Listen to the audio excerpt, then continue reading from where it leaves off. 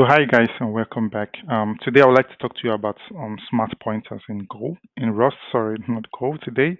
And of course I've written down like a short table of content as to what I would like us to cover today. So I would like us to understand smart pointers, talk about Boxy, talk about reference counting, atomic reference counting, see how we can combine smart pointers, talk about some common patterns and best practices, and of course how we can troubleshoot our application should we run into some errors. So you really need to understand that smart pointers are one of like Rust's most powerful features. But of course, obviously, they can also be one of the most challenging concepts for anyone new or even like quite experienced developers. Because honestly, even I sometimes find sometimes some things really knock me off my feet sometimes, and I have to retrace my steps and try to figure out what had actually happened. So that's what I would really like us to cover in this tutorial, to really look at how these smart pointers work, how we can work with them, what it actually does mean for us, and how best we can navigate them just so we don't get stuck for whatever it is we're doing with them. Okay, so for very simple basic things, for example, I am assuming you know the difference between stack and a heap. So if I have something like let x equal to 5, this we know would of course be stored on the stack, and this would be much more easily accessed should we need it.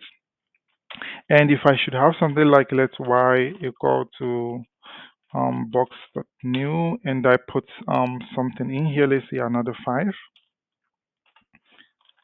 Now this would be heap allocated. So what it means is that this is much more um, it's much faster to retrieve than this would be. This would be stored on the heap because we are more or less boxing this. So these are like some basic things I need you to understand.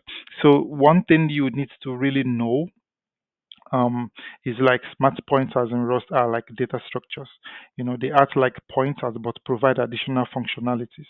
So unlike regular pointers that you would have in Rust, smart pointers more or less ensures memory safety and prevents like common issues. You could have like dangling pointers, double freezing, data races and stuff like that. So I'm gonna clear this screen so I can show you some examples. So imagine I define an argument and I call it value and again an I32. So this is clearly, as you can see from the type inference, that this is of type I32. I can define another argument called raw pointer, and this I will try to reference value, and I can say as const I32. Now, of course, this would be a raw pointer that basically does what it sounds like, pointing us to the value 5. Now, I can have a smart pointer, but in this case, we're going to start small, so I'm going to use a box. So now for box, I can say box, come on, new, and I can pass value, for example. And now, this would be, maybe I add a comment here, sorry. This would be a smart pointer, and in this case, of course, this would be a raw pointer. So again, just like I said before, so raw pointers, smart pointers, sorry, in Rust are like data structures. So they act like pointers, but they also provide us additional functionalities. Okay, so these are some of the things I would like us to more or less go through today to understand really what the key differences are and how best to work with them. Okay, so smart pointers, they typically implement the deref and the drop threads. So this more or less would be theoretical for purposes, I would say. So they implement the deref and the drop threads. This also helps them, of course, to automatically manage memory for us, so we don't have to basically take care about freeing up memory. So they also provide some additional guarantees about like data access. Okay, and they also enable shared ownership patterns. So we're gonna have to go through all of this just like we have of course stipulated them in our short table of content. So we talked a little bit about on what smart pointers are and how they can a little bit vary from regular raw pointers in that they also act like data structures and offers us additional functionalities and more capability to basically work with our data, and of course the underlying memory, the underlying content that they at those memories that they point us to. Okay, so let's start quite small. So let's start like we did before. I'm going to create an argument again. I'm going to call this x. So this is going to be 5 again, just like we say. This will be this would be stack allocated, and when I will define y. So again, we're doing a box.new and provide 5, and this would be heap allocated. So if we more or less print those values, for example, would just get the value that they have. So if we do something like print line and we say stack value, again, this is pretty straightforward. Would of course be able to have access to the value that we have stored in there. I'm just gonna copy this part and dump it in here, and I can say heap value would now be y. Okay, and of course, if we run this, nothing much should change. Basically, should nothing fancy is actually happening. We have 5. That's what we should get back. The key difference, of course, being that this is stack allocated and this is, of course, a heap allocated. And this is a smart pointer that gives us now functionalities to actually work with the data that is pointing to, because again, it's not on the stack, it's allocated on the heap. Okay, so let's start small. Let's start with box T. So I'm gonna come up here and create an enum. I'm gonna call this a list. So this list is gonna have basically I would use it to store like recursive values. So maybe I'm gonna add a thread here, of course, for login purposes. So I'm gonna add a debug thread. So it's gonna be a recursive list. So I'm gonna call this cons, and they're gonna be, of course, of type I common I32.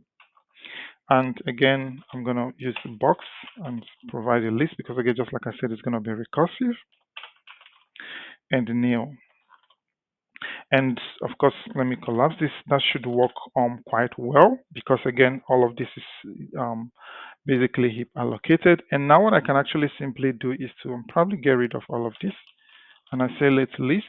This will be of type list, and I say dot cons. And now I can actually play around with this. Again, the first value would be my I32, and the second one again, as you can already imagine, I can do again list.cons. Again, this would be 2, for example, and then this one again would be list.cons. And just like that, I'm just probably maybe gonna stop here, and I say list new, and I close this up. And we seem to have some error. Of course, I have made a mistake. This should have all been wrapped in box. So let me see. So this one's here. So I'm just gonna start from here, and maybe and I'll say box what's new, and I'll put this in here. And again, the C1 at yellow. Let's see. So now, sorry, this one here, box new. So I can come here to the third one, should be like here. Again, and I say box that's new.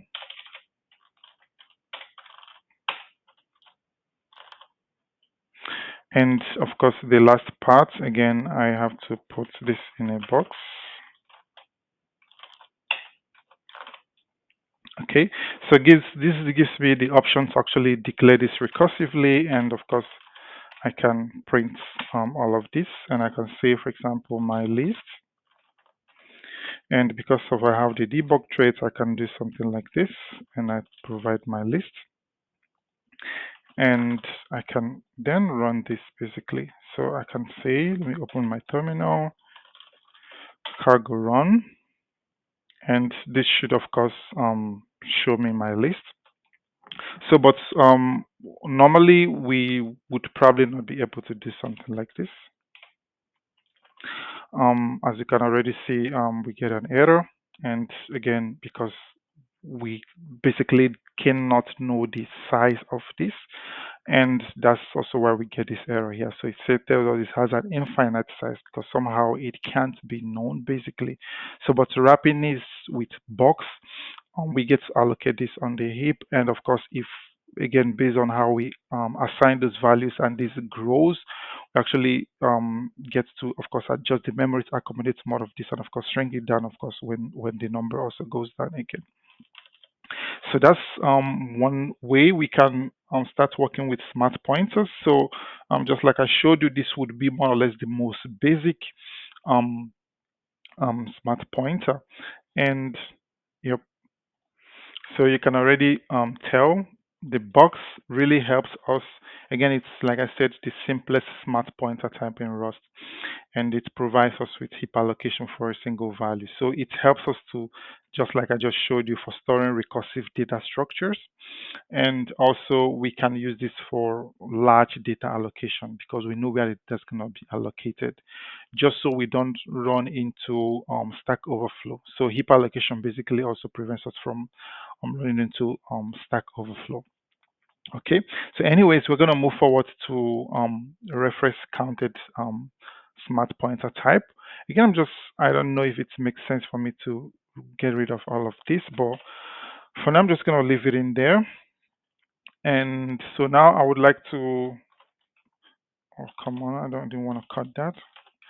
I can say um, box. So now I would like us to look at reference counted. So I'll just say RC type would be T. And now I would like to define a struct. So I'm just going to call this node and come on. And it's going to have a value which is going to be an I32. Let's keep it as simple as possible. And I'm going to have a next. Can already tell what I'm trying to do here. So I'm going to make this an optional. And now I use reference counting. So I'm going to import that and pass node again. Again, I'm going to paste what I copied before so we can also basically implement, basically log this to see what's going on. So I'm going to put a comment up here also.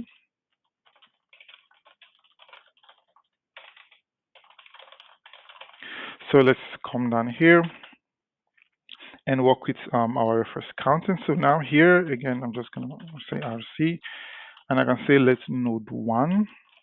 Now again, this would be, we are basically going into data structures. Of course, I'm assuming you would know what we are trying to do by doing something like this. Just please put in the comment section if you already know, but if you don't, also do, so that maybe someone who does can let you know what we are doing. So anyways, I'm creating a node, and the value here is going to be 1 on our tree. I'll just give you an expo. And next, I'm going to say maybe none.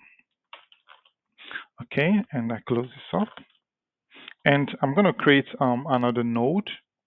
No, let me see. I say node 2.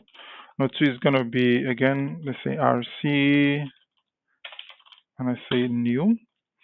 And again, I provide a node. Again, value would be 2. And next, now I'm going to say sum, and I would like to clone the first one, so I can say rc.clone, and I'm just going to pass the other one as a reference, so node 1. Okay, and we close that up, and now we can actually see the number of times this value has been referenced. Basically, we would be able to see reference counts, so which is exactly what it sounds like. So I'm going to say print line, and maybe add some comments. Yes, I say reference counts for node 1, and Now what I can simply do is RC, that there is a handy function strong count, and I pass node 1 like this. And now if everything goes well, this should tell us, of course, the number of times this node 1 has been referenced. So let's say cargo run. So we say reference count for node 1 is 2. So as you can clearly see, when we defined this initially node 1, um, we of course initialize it like this, of course using our reference counter. So this value becomes 1. And then when we reference it inside of node 2, by cloning, basically reference count clone, now it becomes 2. So if we should do this another time, then it becomes 3. So the importance of information for you to understand here is that we use the reference counter for a particular type when we would like to enable multiple ownership through reference counter. So if in a scenario whereby we need certain operations to reference a particular value, and we, of course, by through reference counting, this is one of the ways we can do it basically, because again, this is quite important for the compiler basically to know when to free up memory. Okay, so this is useful when data needs to be shared between multiple parts of our program. So that would be one use case this can be used. Okay, so but there are some important considerations I would like you to know basically. So there could be reference counting overhead. Okay, you need to pay attention to this more or less if you would like to go this route. And it's also important to know that reference counting is single threaded only. So basically, if you would like it shared across multiple threads, you cannot, you should consider another option. So never use a reference counting as a smart pointer when you would have data that you would like to share across multiple threads. And of course, the last thing I would like to note here would be that there is potential for reference cycle. So you could end up in some kind of loop if you don't use this properly. That's also one thing to pay attention to. I would like to show you an example. I'm going to zoom out a little bit. I hope you can still see me just to have some real estate to work. And I would like to show you an example of having like a cyclic, more or less a reference cycle, to be stuck in some kind of reference cycle that might end up preventing the allocation of memory. So I'm going to create a new node. So I'm going to call this node 2. Again, I'm just going to copy this part, put it up here. And again, it's basically going to be quite similar to what we had before. So again, it's going to have nest, but in this case, it's still going to be an optional field, but I'm going to make this, wrap this around ref cell. So optional, and then I'm going to use RC. Now I'll use ref cell. Did I type that correctly? Or capital this? And now I provide my values. In this case, it's going to be node 2. And now again, my value is going to be I32. So this basically would help me to if I plan on mutating the value. So that's really more or less the point of using this. But anyways, what I can simply do is I can come down here and create a function, and I can maybe call this to just elaborate what I want to show you. I can create a function called create cycle, because I just want to encapsulate what I want to show you. So here I can, again, just like before, create my first node. This is going to be rc dot new, and in here I'm going to say ref cell that's new, and in no new, and in here I'm now going to say node 2, and I'll provide my struct. So I say nest. So nest is going to be, of course, since it's optional, so I make this sum. So when I say RC, maybe let me start with making this, of course, make this none.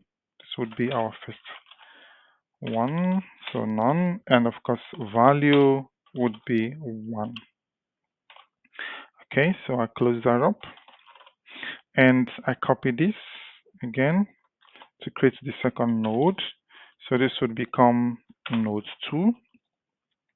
And now here I would now make this sum because it has to be optional. So rc dot clone, and now I clone node 1. Okay, and now again what I can now do is, if just to show you an example, this is where we create a cycle. So if I do something like node 1 dot borrow mute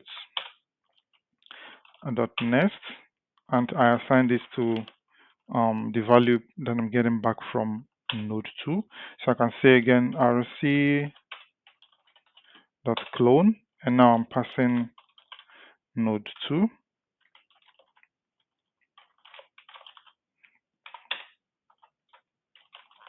So if I should run this function, you might not really notice anything. So I'm just probably going to come down here and run this function. If I run this function, go away, you might not notice anything, but would have a number of problems that has already currently been introduced in our code. So the basic problem, of course, is that because we have this down here, what it simply means is that when node 1 and node 2 go out of scope, so basically when this, just like we call this function, it starts from here, is executed to this point, when they both go out of scope, their RC reference count will not drop to 0, because again, it's when this value is only the value that the RC, of course, is pointing to, is only deallocated when its reference count goes to 0. But for the code we've written here, when we get to this point and exit this code block, their reference count would not go to 0, meaning that memory would not be deallocated. And the reason is simple, because node 1 has a reference to node 2, and node 2 in turn again has a reference to node 1. Okay, so as a result, the memory occupied by these two nodes would never be deallocated, leading to a memory leak. Okay, so even though ROS ownership and borrowing system is designed to prevent memory leaks, using reference counted pointers in this way, like in this cyclic manner, would break this guarantee. Okay, so it's really nice and quite interesting that you pay attention and understand what features you're trying to use in your application. So if you must use this, for example, one way to take care of this would be to, let's say, use weak references, and of course maybe in the end reconsider how you structure your data structures, because that would also play a huge role as to how this is implemented in the end. And of course, you have to really be careful the way you know structure your code. Really understand what you're doing to avoid scenarios like this. Okay, so that's more or less the much I would say on reference counting, because I don't want this video to get longer than I expected. So now we're actually going to proceed to atomic reference counting. So moving on, I'm going to come down here now and add a new comment.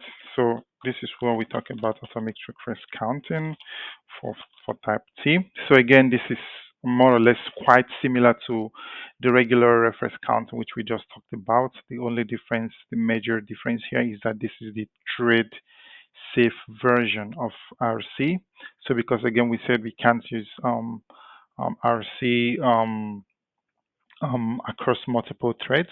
So, but we can use arc T when we would like to have data shared across multiple threads. So I'm probably just gonna oh, I'm not writing Go, Tony. I'm probably gonna create a function here just to house the things I want um to talk about basically for our arc, and then we can just call it our main function. Okay. So again, it's quite similar how you can work with this. So I can create a data, and again, I say arc, import that, and say that new. And I want this to be a vector. So probably be some, let's say some I32. So 1, 2, 3, 4, something like this. And I have my data. And now I can maybe let's say define a set of handles. Let's say I would like to spawn up a number of handlers that's going to handle this data for me across multiple threads. And because of course that's really that major difference is what we would like to of course play around here. So I'm going to create a new vector and I'm just going to call this handlers. And again, this is going to be a vector. I'm going to leave it as an empty vector for now. And the type would be inferred when we use it. And why do we have an error? It has to do with the type annotation. Okay, let me see. Okay, I'm just gonna come back to this later. So I can now spin up a number of processes. I can say for I in, and I want to go from 0 until 3.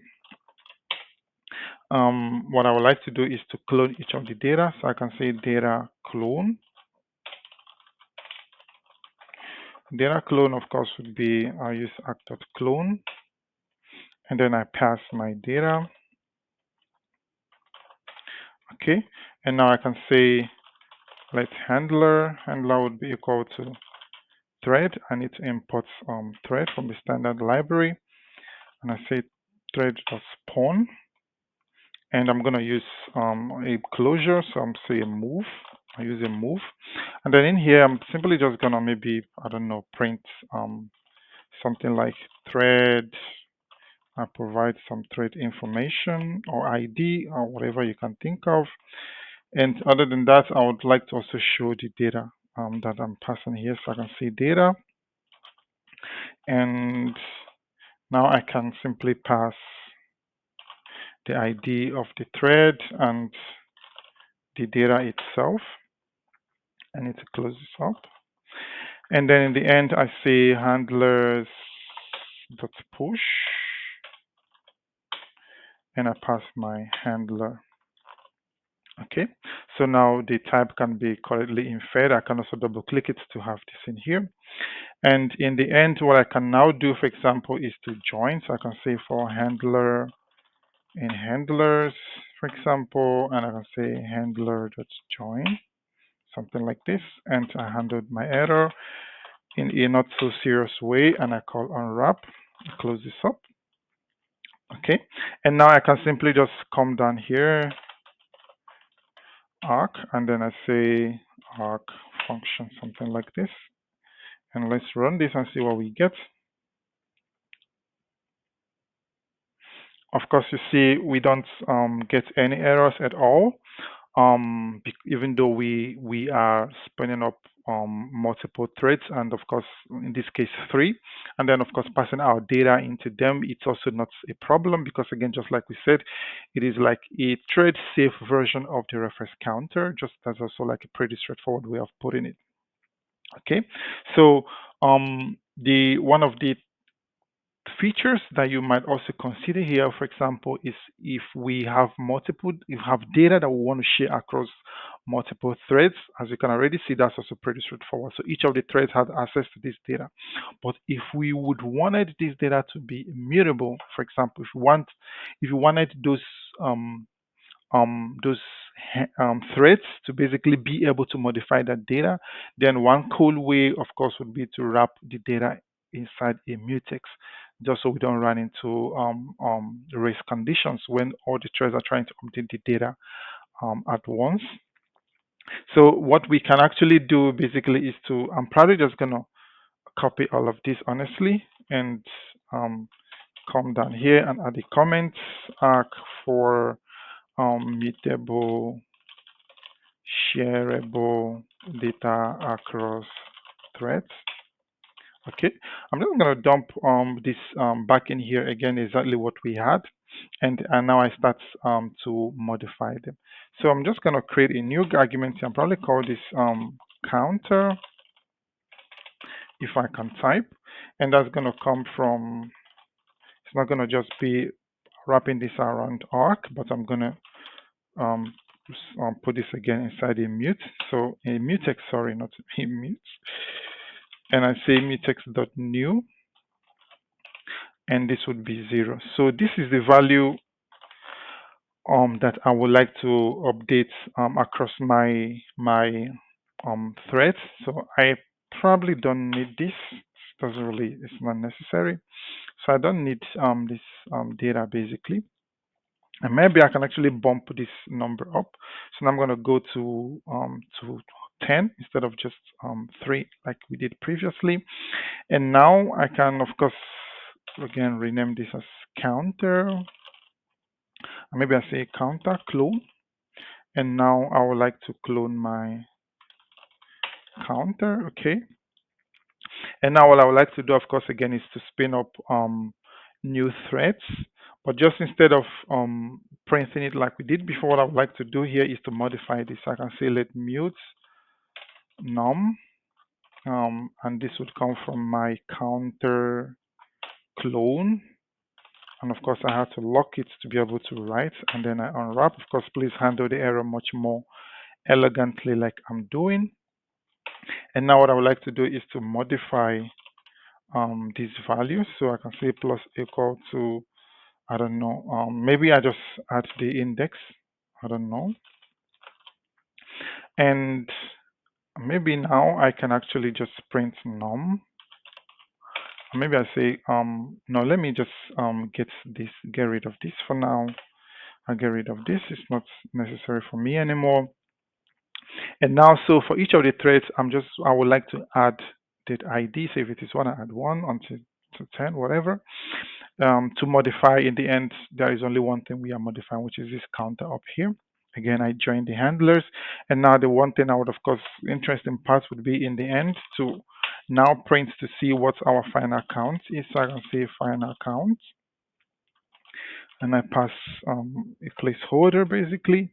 And now I can reference this. I say counter.log. And again, weak error handling, unwrap. And I close this up. And now I call this function one more time. And now you see in the end, the value became 45 because if you think about it, in this case, basically what this would do for us would be like 10 factorial, 10 plus 9 plus 8 plus 7 plus 6, blah, blah, blah, whatever. Okay. So, but the interesting, of course, now you see that we still are able to share certain data across multiple threads, and we are also able to modify those data even across those multiple threads. So just I want to point these things out so you understand what they are. And then of course the value we are actually protecting in the end can be anything. In this case it's an I32, it can be whatever you want it to be. Doesn't really matter. There are no limits basically. Just that you understand what each of them are for and also understand when to use them basically. Okay, so the next thing, maybe what we can try to do now is to say combine smart pointers, and I'm going to create a function, and I'm going to call this basically keeping it simple, combine smart pointers, um, just to group these implementations so that it doesn't clutter the whole place in case someone would like to reference this, of course, in the future. I'm just going to collapse this now so we have more room to work. So what we'd like to do would be to combine some of the functionalities that we already talked about um, from our smart pointers to see what we can actually achieve with it. So here I would like to define a type. I'm going to call this shared state. Again, basically from what we learned is going to be arc. I'm also going to wrap this in a mutex, and the actual data is going to be a hash map. So I bring in a hash map. It's going to be of the string and I32. So this will be my shared state, and go away. And maybe another thing I would like to do is to define a struct that's going to define my worker. So I'm going to say struct worker. My worker is going to have a state, which is of course going to be of shared state. And now you are seeing how useful this can be, of course, let's say an actual application. So I would like to import worker to add some functions. So that's going to more or less be like helper functions. So I would like to have a new function that's going to take a state which is going to be a shared state, and of course return common, return self, and it's pretty straightforward. State, I can actually just do it like this, it should be fine. Okay, and the next thing I might want to do is to add another helper function that's going to help me to modify my state. I'm going to call this increment. So it's going to take, of course, a reference to self, and in the end, it's going to take a key, which is going to also be a string, an str, not like the regular string. It's going to be like a string slice. So I'm going to create a temporary variable. I'm going to call this state, of course, and this is going to come from my state, the one within this the object itself. And again, I unlock and unwrap to handle any errors. And now I modify the state. So I say state dot entry, because now this is of course a hash map, and I can say key, provide my key, and maybe make this a string. And what I can also do, let me see, what I can also do is um, um, let me see, I want to increment this in one fell swoop. So I can say this, I say or insert to see if I can actually get um, if there is no value yet. And now again, in the end, my goal would be to increment this. Okay, so I need to find this entry. If it doesn't exist, of course, I insert this and then I increment this value by 1. That's really what I would like to do. Okay, so inside here now I can try to use all of this. So I can define a state. So this is going to be, again, just like you see, act.new. And inside here, again, we have our mutex. So I would say mutex that's new. Okay, and inside here again, we have our hash map. And we say hash map.new. And I'm just going to keep it like this, of course, so that we get an empty hash map. Okay, so now we have our state. What is the error? Let me see. KV.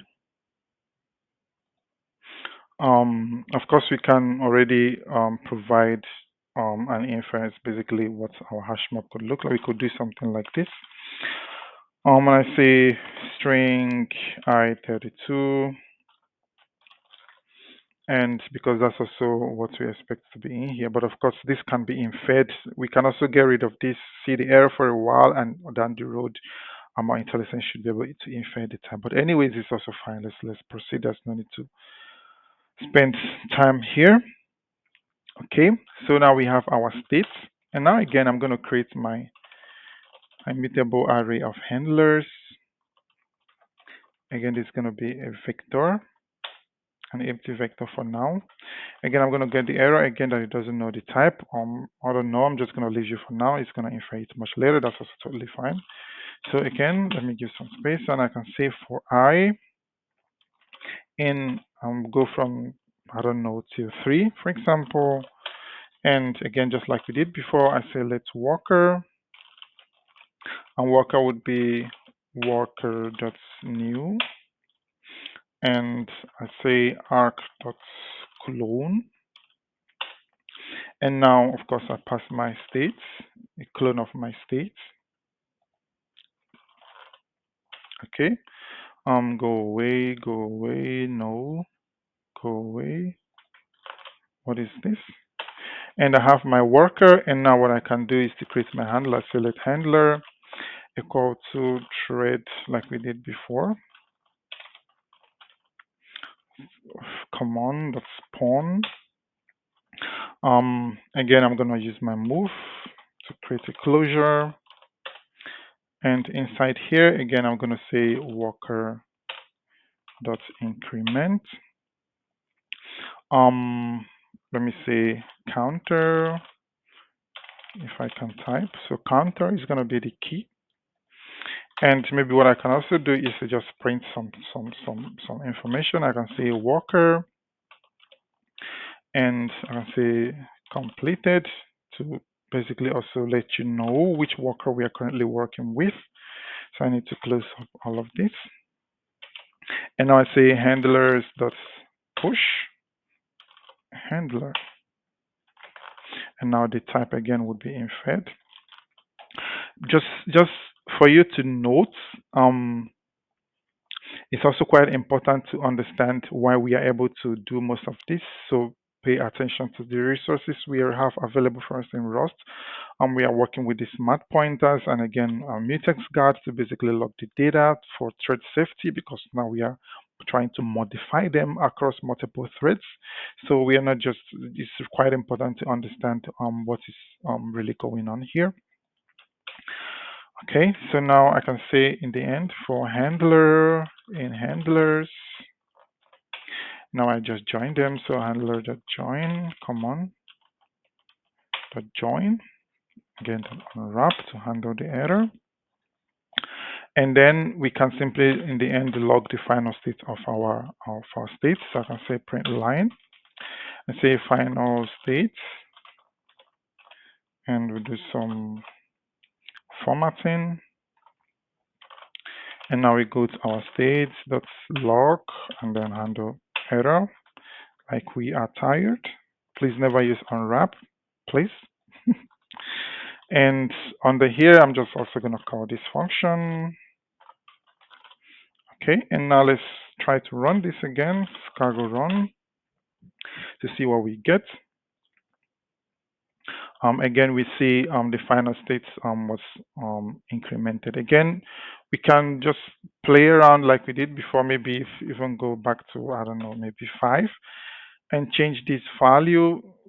Again, we are okay, we are not passing that argument here. Anyways, that's totally fine. I don't want to change this so much, but the final value now should be, of course, 5, as you can see, because we have 5 threads that we have spawned just to do this. So I'm going to collapse this again. So this is really one way, guys, we can combine the smart pointers to get a specific functionality that we desire. Okay. So I would like to talk to you now a little bit about common patterns and best practices. So one of them would be clone on write. Clone on write. So I'm trying really to make this as comprehensive as possible. And so I'm going to create a function here. Again, I'm going to call it again, clone on write. And it's pretty gonna be pretty straightforward, like we've been doing before. So I'm gonna create a struct here, and I'll call it database. It's just some in-memory data store, doesn't really matter. So again, it's gonna be a data. I'm gonna wrap it in an arc, but it's gonna be a vector of strings. Okay, nothing fancy. And what I would like to do again is just like I did before, to create some helper functions. I say import database.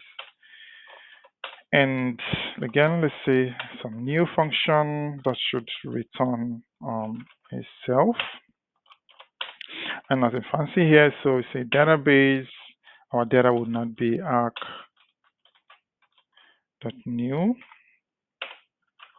I can say vec.new. And yeah, of course, we can always call, say, cargo FMT to format our code to look a little bit nicer, because I really like that. And so we have our new method. I would like to add some function now that says, so this is going to be our dummy database add item. So it's going to take a immutable reference to self pay attention to the arguments I'm passing in here. And then the item I want to add, this is going to be a string. And what I would like to do is now to clone the data only when I need to modify it. That's really the moral of the story here. So I can see let's new data, and this would be equal to, I can do something like this. And I'm going to look at myself the data, and now I clone. Again, really pay attention that we only do this when we need to modify. That was why I really said that's the name of this function, which would implement would be called clone on write. Okay, so now I have the data, and now I can say new data, dot push to modify it, and then I pass the item which this function has, and now I update save.data, and again arc dot new, and I'll pass new data. And okay, so of course we don't return anything here. So that would be one way. Of course, the point is that you understand why we are doing something like this. Okay, and of course you can come in here, play around. I'm just going to leave you to, of course, just call this function, initialize it, and call it. Okay. The next thing, of course, I would like us to look at would be double buffering. So I can say double buff. Come on. I think I'm getting tired of typing. Again, I'm going to do something quite similar. So I'm going to create a struct, and I can call this double buffer. It's going to have just two fields, one called buffers, which is going to be something like this. So I'll say arc. Again, it's going to be a vector of, I don't know, maybe U8. I'm not sure. And I add 2, of course, so this is going to be more or less telling me something about my capacity. Anyways, I have another one called current. And this one is going to be of atomic bool. So atomic bool. And let me see, that's mostly it. So now I can import double buffer. And now again, I have a new method. Doesn't take anything but returns a self. Come on. Doesn't take anything, and then it returns self. So I can initialize my double buffer. So my buffers would be a vector. So I rather bring this to a new line, and you go to a new line as well. So you would not be a vector. So here I can say arc.new, and here of course I cannot say vec.new, and I'm probably just gonna, I don't know, copy this. Okay, and let's take that to a new line. And of course for our current, now it's atomic bool, so we can say atomic bool, and we say new, we start with false. Okay, sorry. So if you don't know what atomic bool is, it's like a regular boolean basically, but the only thing now is it is thread safe, so we can share it across multiple threads. Other than that, it's a regular boolean basically.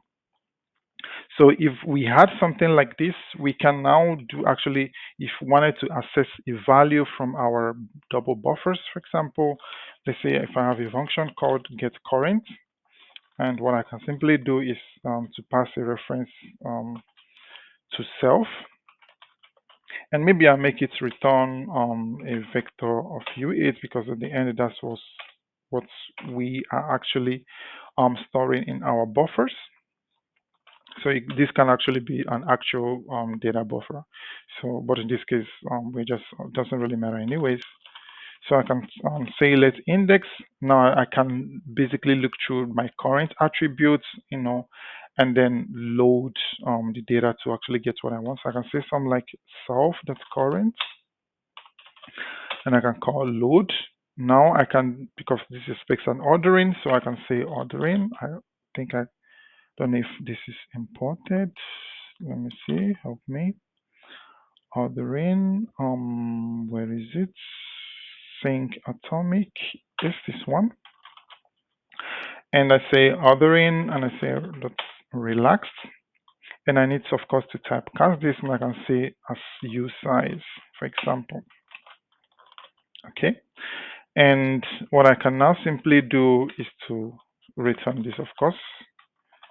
I say arc.clone. Again, remember why we are doing arc.clone.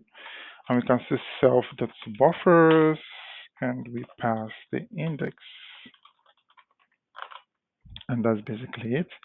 And we can also do like a swap, for example. So we can say swap. Again, it takes a reference to self. Doesn't really do much actually. You can do some like self common, self.current. You can use fetch XOR. I want okay you, and then I provide a value. In this case, I'm passing a true, and then I provide the order. So again, I go through my ordering and I use this one. And of course, I'm not returning anything, so I close that up. Okay, so that's again another way we can use this for double buffering. Again, I'm just throwing these examples out here so you can basically see how this can actually be used really in real practice. And now I can say something like I don't know, double buffer. Again, I'm gonna leave it to you to try to use that. Again, it's pretty straightforward, trust me. Okay, so probably the last thing I would like to talk to you about would be troubleshooting. Okay, so the first thing I would like us to look at would be I'd say that we already talked about in the before. So initially was circular references. So again, like I told you initially, in the example I showed you, where you could be stuck here. Where is it? This one, you could be stuck here. And the point is that if somehow the reference counting doesn't go down back to zero, that memory would not be freed. And doing something like this, even when this function goes out of scope, the memory will not be freed. And this is really bad and not good for your code. So one cool way we can actually fix this would be to use a weak reference. And I'm just going to show you that in a bit. So one way we can avoid this cyclic referencing, I'm just going to I don't want to modify the previous code just for reference purposes in case someone wants to look at it later. But I'm going to add a comment here and say how to avoid cyclic referencing. Again, there are a number of ways we can do this, but of course, this would be one way. I'm going to start by changing my data structure. So I'm going to call this node 3, and feel free to call it whatever you want to call it. And again, just like we did before, I'm just going to copy this. I'm going to have a next field. That next field is going to have an optional RC. Again, inside this, I'm going to have an RF cell. And then in the end, my node. Of course, sorry, this will not be 3, not 2, just so I don't run into errors. And let's say I now need to have another field called previous, for example. It's going to be quite similar. It's going to be an optional field as well. But now I'm not going to wrap this one in RC. I'm going to wrap this in week. So I'll call week.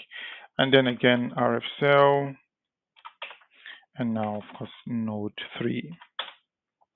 Okay, so this would be one way of tackling this problem. And now I can, let's say, import node 3. Okay, and again, quite straightforward. I can create a new function, and my new function is going to return let me see, RC, and it's going to return RF cell. Within RF cell, of course, is going to return self. Okay, and then in here, pretty straightforward, RC dot new, and then in here, RF cell dot new, and then in here now I have my node 3. So my next would be none, my previous would be none. Okay, pretty straightforward.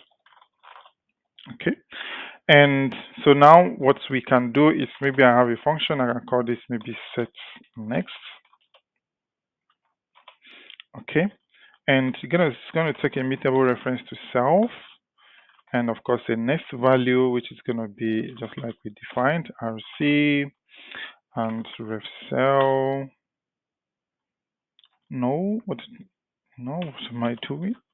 RC ref cell. No, come on, ref cell, and then of course node 3. Yes, and it's not gonna return anything at all. So simply say self.next is equal to some rc.clone. So mind you, we are not actually cloning the data itself. This is also something that might sound a little bit confusing. We are not actually cloning the actual data. This is all about smart pointer. It's all about the pointer pointing to the actual data. So this is actually quite cheap. So I can call the borrow mute function. So borrow mute, and I say previous because I want to assign this as well. So now I can say sum, and I say RC, and I can call the downgrade function, for example. And now inside here again, I'm going to pass an RC, and I call the new function again because we have this onion cell. So I have to call my RF cell one more time. I'll say RF cell new. And then in here now I can now do self.clone.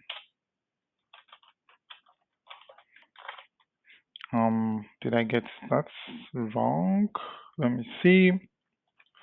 And now I can add the clone thread to um to of course to our struct. So derive. I'm just gonna add clone, for example, and that should be fine. So the interesting thing now, of course, is that we are using like a weak. That's also what you can see here, where you can using a weak pointer to point to this variable basically. So the interesting thing, of course, now is that this is a weak pointer. So basically, we will not run into the same problem we had in here. For example, should we call this function and it goes out of scope, it would not, of course, affect the reference count, and thereby, of course, affecting when this memory, the underlying memory, will be deallocated. Okay, so that's more or less what I wanted to show you. Of course, also pay attention to thread safety, basically. So we cannot do something. So what that means is if we come, let's say, down here, where can I find where we made most of those changes? Let me see, something like this point. Um, we are only able to share this data, of course. So if I change this, for example, to not an arc, but just a regular reference counter, for example, and this, of course, and we would have problem doing this because in fact that's not even the case. So if we come back here to our worker and change our shared state even to RC, for example, and we'll still not be able to do this, of course. So for a simple reason, this cannot be shared safely through threads. That's really the underlying distinction that we already defined in this tutorial between reference counter and atomic reference count. So I'm just going to revert the changes I made here. And yep, and it should all be fine again. So that's more or less what I wanted to show you. Again, to reiterate, we use box T, for example, when we need heap allocation. So we can, of course, use this just like we already see in this tutorial for recursive types. And also when we want to transfer complete ownership for, let's say, a large amount of data. Okay, and then we use the reference counter RC of type T for any type T. We said we use this for when we have or when we would like to have multiple ownerships. And again, the distinction that we already established is that it is single threaded. and it requires reference counting. We talked about some of the pitfalls where we talked about cyclic referencing, and of course also showed you how to avoid this using like a weak reference to our shared data. And of course, we have ACT, which is of course like a supercharged type of reference counter, but now we also get the option to have multiple ownerships, but now even across threads. And because it's also like thread safety, and we still get reference counting out of it. So what it means is that in the end, you make the mistake, you might still end up with cyclic references for both arc and reference counter pointer types. Anyways, guys, that should be all. I'm hoping, and I think we've covered everything that we hope to cover in here under our table of contents. I'm also going to attach a link to a blog post that's also going further to detail what we already covered in this video, just for reference purposes, or also if we would want to reference, of course, later in the future. Yeah, guys, this is where we would, of course, draw the curtains. Again, remember, if you're new, of course, go ahead, subscribe. We always bring interesting content that would definitely help you elevate your tech skills, basically. So, anyways, guys, that will be all now. Until we see each other again, have a lovely evening, guys, and bye bye.